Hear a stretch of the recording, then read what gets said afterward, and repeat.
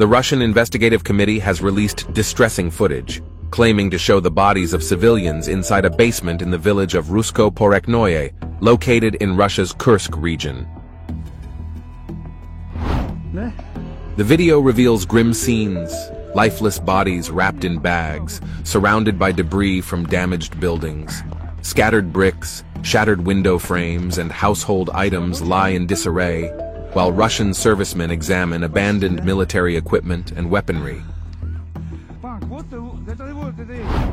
Authorities allege that 5 Ukrainian servicemen, identified as members of the 92nd Separate Assault Brigade, were involved in what Russia calls the mass killing of 22 civilians.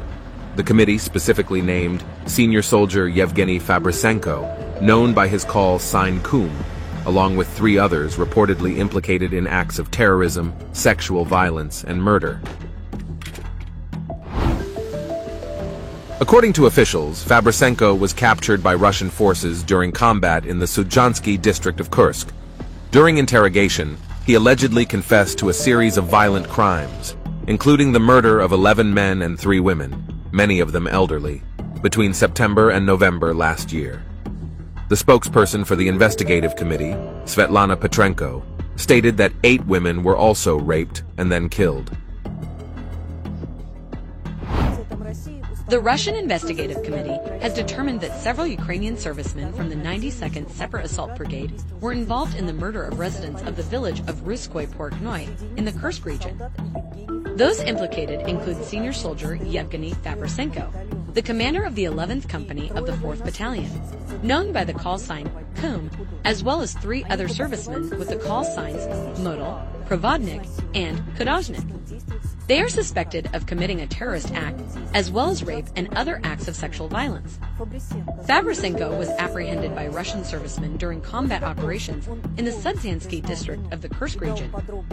During questioning, he fully confessed and provided detailed accounts of the grave crimes committed by himself and other Ukrainian servicemen. Between 28 September and 24 November last year, Fabrisenko and his 3 accomplices, acting on orders from their commander Kum, murdered 11 men and 3 women in the village of Ruskoye-Poreknoye, most of whom were elderly. In addition, they raped 8 women, who were subsequently killed. The perpetrators moved the bodies of the 22 civilians they had slain to the basements of private residences.